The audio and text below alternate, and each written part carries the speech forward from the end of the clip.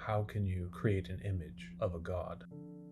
This idea has been fundamental to human history. Every culture has created idols, has created images, has created stories of their gods. The creative power, the explanation for why, when their children sit alone in the dark of the night, staring up at the lights in the heavens and asking, "Why are we here?" In the Judeo-Christian practice, it goes so deep that there are images given to us throughout the text. Pillars of fire, pillars of smoke, smoke filling the tabernacle, a bush that is burned but will not be consumed. In my favorite instance, a prophet standing in a cave and God passing by in storm and fire and torrent, and at the very end, a still small voice and the sight of the backside of God, whatever that means. But then the Christian doctrine brings forth a radical idea of the incarnation. Christ is born into the world.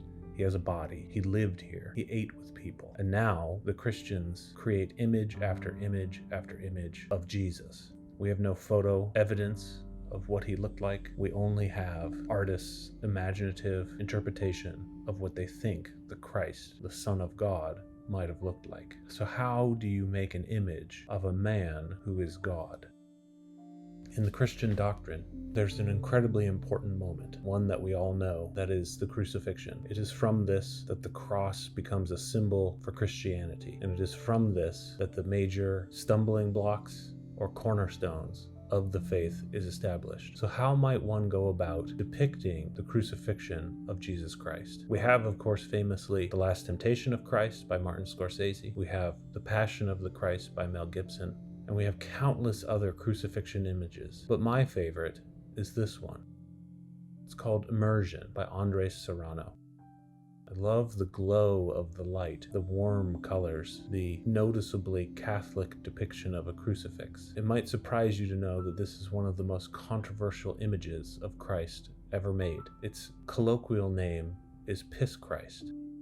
Serranos submerged the crucifix into a vat of his own urine. It is because of this artwork, and many like it, that in the 80s and the 90s, fundamentalist Christians started the culture wars against the National Endowment of the Arts. And in the end, the National Endowment for the Arts is now incapable of giving grants to individual artists. But as a practicing Christian, I find that intriguing, because I have to say, this is my favorite image of the crucifixion. Many conservatives think about art in particularly old-fashioned manners. Art has to do with beauty. And yet, many of those same Christians in the 80s and the 90s, and even today, would say something along the lines of, "This is ugly," even though it really is beautiful. If you hadn't seen this before and you didn't know it was urine, it is aesthetically beautiful. But that's not why I like it. What I think is interesting about this image is that if you believe the dogma of the Christian doctrine, then you know that in the moment of Christ's crucifixion, when the earth shakes, dead rise,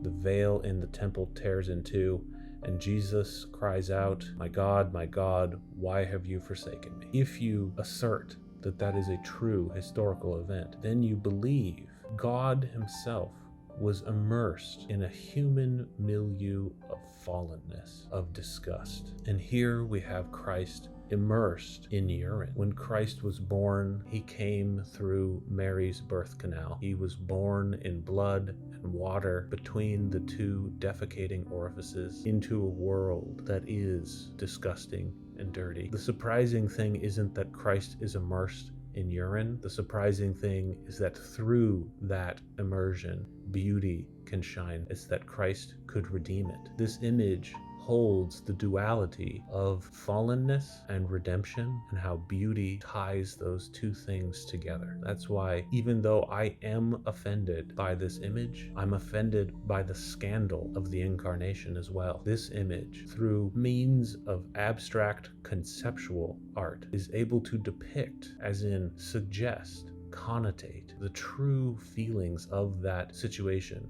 far better than the quote-unquote realistic depictions. This image, in my mind, is one of the most Christian of images. Grieves me that the Christians were the ones who condemned it.